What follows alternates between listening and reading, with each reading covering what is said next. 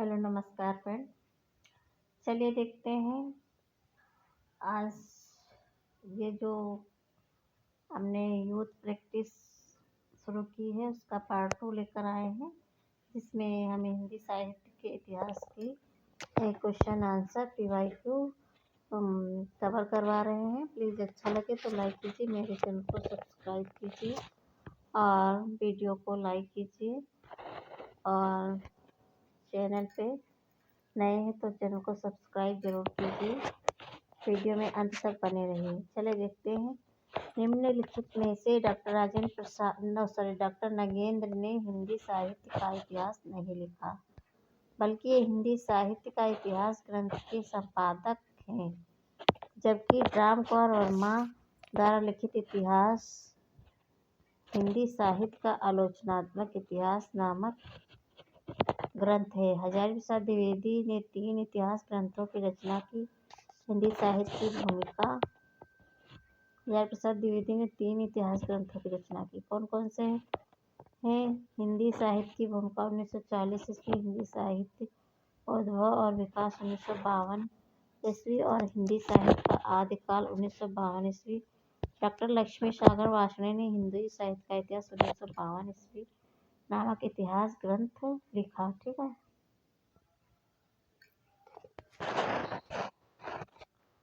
अगला देखते हैं, किस इतिहास लेखक ने अपने इतिहास ग्रंथ में लगभग 5000 कवियों का विवरण दिया है?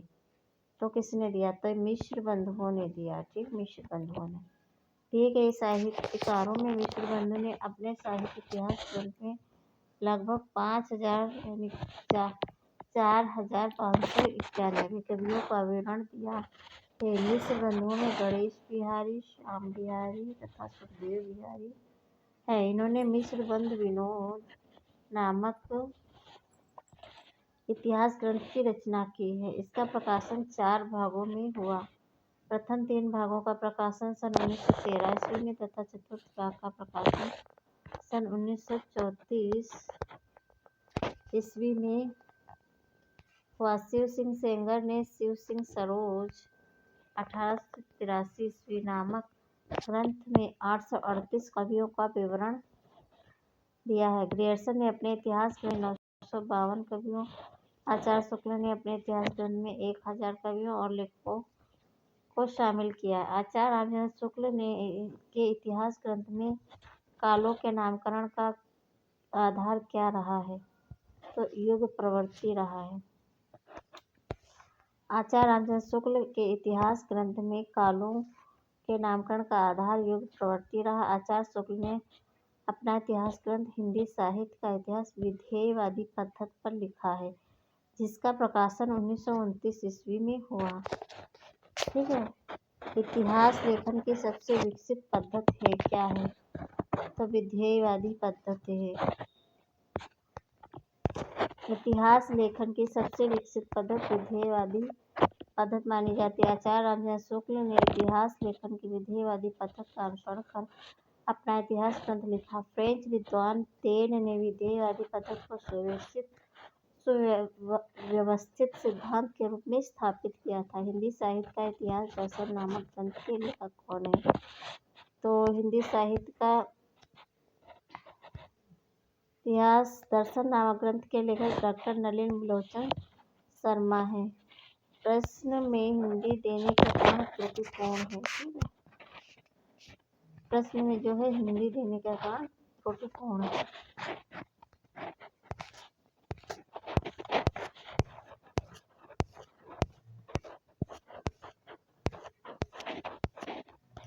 अब यहाँ देख लेते हैं लेखक और उनके ग्रंथ। तो विजयेंद्र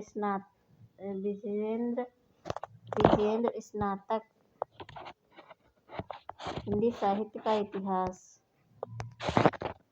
विजयेंद्र स्नातक हिंदी साहित्य का इतिहास। डॉक्टर नामवर सिंह दूसरी परंपरा की खोज। डॉक्टर विनय मोहन हिंदी साहित्य का अभ्युत्थान लिखा। भारतीय साहित्य की भूमिका के लेखक कौन है? तो रामविलास शर्मा है। भारतीय साहित्य भूमिका के लेखक डॉक्टर रामविलास शर्मा है। भारतीय साहित्य की भूमिका के लेखक रामविलास शर्मा है। इनकी अन्य पुस्तकें भारतीय सौंदर्य बोध और तुलसीदास, लोक जागरण और हिंदी साहित्य। परंपरा का मूल्यांकन आदि। दूधनाथ सिंह ने सपाट चेहरे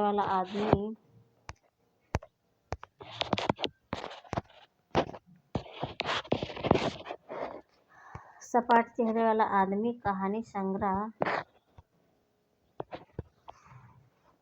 निराला, गहनता, आस्था, आलोचना आदि लिखा। ठीक है। अगला है, इनमें से किस साहित्य इतिहासकार ने अपने इतिहास ग्रंथ में हिंदी के गद्य साहित्य को गद्य का आविर्भाव, गद्य का प्रवर्तन, गद्य का प्रसार और गद्य की वर्तमान गति नामक खंडों में विभक्त करके विवेचित किया है? तो किसने किया है? तो रामचंद्र शुक्ल जी ने किया है। ठीक है। आचार्य रामचंद्र शुक्ल ने अपने इतिहास ग्रंथ में हिंदी के गद्य साहित्य को गद्य का आविर्भाव, गद्य का प्रवर्तन, गद्य का प्रसार और गद्य की वर्तमान गति नामक खंडों में विभक्त करके विवेचित किया है।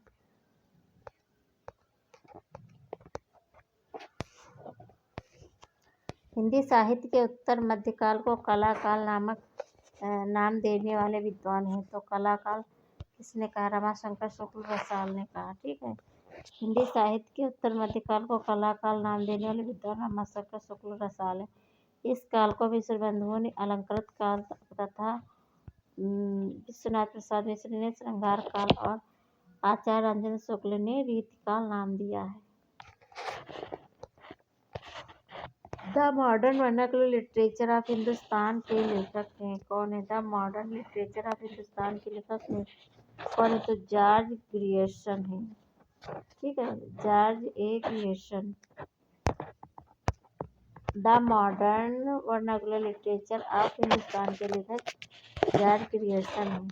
Modern vernacular literature of Hindustan के लेखक जॉर्ज ग्रियर्सन है।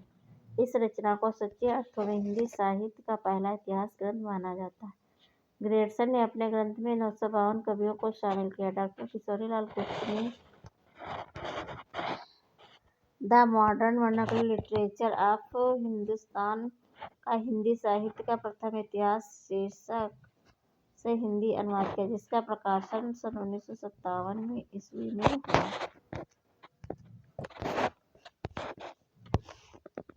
हिंदी साहित्य के इतिहास लेखन की परंपरा का सूत्रपात किया था? किसने किया? गारसा दत्तासी ने किया था। ठीक है। हिंदी साहित्य के इतिहास लेखन की परंपरा का सूत्रपात गारसा दत्तासी ने किया था। गारसा दत्तासी की पुस्तक फ्रेंच भाषा में है। इनकी पुस्तक का नाम इस्वार the literature Hindustani.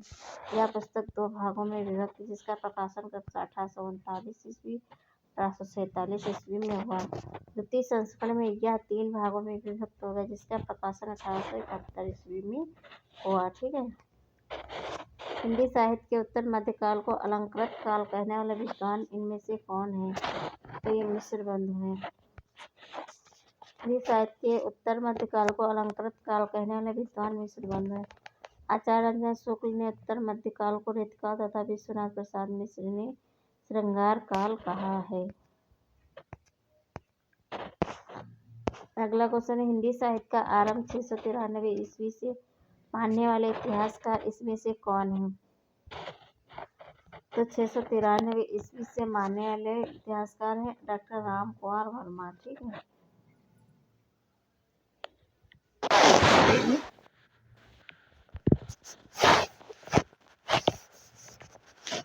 Doctor Ram Kumar Verma. Hindi साहित्य का आरंभ 693 ईस्वी से मानने वाले इतिहासकार राम कुमार वर्मा हैं। राम कुमार वर्मा हिंदी साहित्य की अवधि 693 से 1693 ईस्वी तक मानते हैं, अर्थात संधिकाल से लेकर भक्तिकाल तक की अवधि को ही लिया है। हिंदी साहित्य का उत्तर मध्यकाल को रीतिकाल किस विद्वान ने कहा है? तो आचार्य रामचंद्र शुक्ल ने कहा। हिंदी साहित्य के उत्तर मध्यकाल को रीतिकाल आचार्य रामचंद्र शुक्ल ने कहा है। रीतिकाल को विद्वानों द्वारा दिए गए अन्य नाम इस प्रकार: विद्वान रीतिकाल के अन्य नाम। रमाशंकर शुक्ल रसाल ने कहा कला का पंडित विश्वनाथ प्रसाद मिश्र ने कहा श्रृंगार काल, विश्व बंधुओं ने अलंकृत काल कहा है वेद काल को। ठीक है, अगला क्वेश्चन देखते हैं। वर्ण क्रमानुसार लिखा गया हिंदी साहित्य के इतिहास का प्रथम ग्रंथ निम्नलिखित में से कौन सा है? तो कौन सा है ये आप लोग कमेंट में बताइए।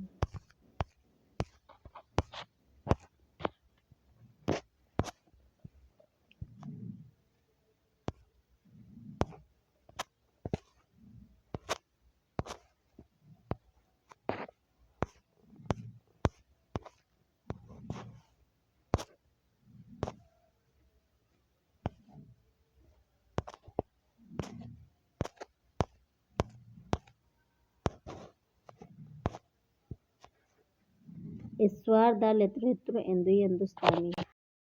वर्ण क्रमानुसार लिखा गया हिंदी साहित्य के इतिहास का प्रथम ग्रंथ है। फ्रेंच विद्वान गार्सा द तासी ने इसे फ्रेंच भाषा में 2 भागों में लिखा, जिसके दोनों भागों का प्रकाशन 1839 तथा 1847 ईस्वी में हुआ। डॉक्टर लक्ष्मी सागर वार्ष्णेय ने हिंदी साहित्य का इतिहास नाम से इसका हिंदी में अनुवाद 1952 में प्रकाशित करा है। डॉक्टर गणपत चंद्र गुप्त के अनुसार हिंदी साहित्य के इतिहास का पुनर्लेखन किस दृष्टिकोण के अनुसार किया जाना चाहिए? तो ये स्वतंत्र, तटस्थ एवं संतुलित दृष्टि से किया जाना चाहिए। ठीक है, डॉक्टर गणपत चंद्र गुप्त के अनुसार हिंदी साहित्य के इतिहास का पुनर्लेखन स्वतंत्र, तटस्थ तथा संतुलित दृष्टि से किया जाना चाहिए। ध्यातव्य है कि गणपत चंद्र गुप्त जी ने हिंदी साहित्य का इतिहास ग्रंथ हिंदी साहित्य का वैज्ञानिक इतिहास शीर्षक से 2 भागों में 1765 ईस्वी में लिखा। अगला देखते हैं। आचार्य शुक्ल की ऐतिहासिक दृष्टि युग की परिस्थितियों को प्रमुखता प्रदान करती है। आचार्य शुक्ल की ऐतिहासिक दृष्टि युग की परिस्थितियों को प्रमुखता प्रदान करती है। आचार्य शुक्ल ने साहित्य इतिहास के प्रति एक निश्चित व सुस्पष्ट दृष्टिकोण का परिचय देते हुए युगीन परिस्थितियों के संदर्भ में विकास क्रम की व्याख्या करने का प्रयास किया। इनका प्रसिद्ध ग्रंथ हिंदी साहित्य का इतिहास 1929 ईस्वी में प्रकाशित हुआ। ऐतिहासिक कालक्रम के अनुसार निम्नलिखित में से कौन सा नामकरण गलत है? तो ये रीतिकाल यही गलत होगा। ऐतिहासिक कालक्रम के अनुसार दिए गए नामों में से रीतकाल का नाम गलत। आदिकाल, मध्यकाल, पूर्व मध्यकाल एवं उत्तर मध्यकाल तथा संक्रांत काल नाम ऐतिहासिक कालक्रम की दृष्टि से सही है। निम्नलिखित में से किस लेखक ने कालों की रचनाओं की विशेष प्रवृत्ति के अनुसार उनका नामकरण किया है? तो आचार्य रामचंद्र शुक्ल ने किया। आचार्य रामचंद्र शुक्ल ने कालों की रचनाओं की विशेष प्रवृत्ति के अनुसार उनका नामकरण किया। आचार्य शुक्ल ने इतिहास लेखन की विधेयवादी पद्धति को अपनाया और हिंदी साहित्य के 900 वर्षों के इतिहास को निम्नवत 4 खंडों में विभाजित किया और उनका नामकरण किया।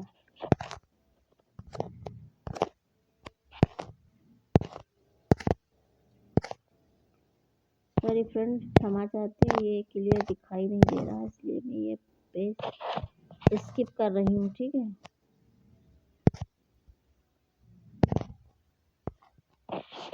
चलिए आज के लिए इतना ही फ्रेंड।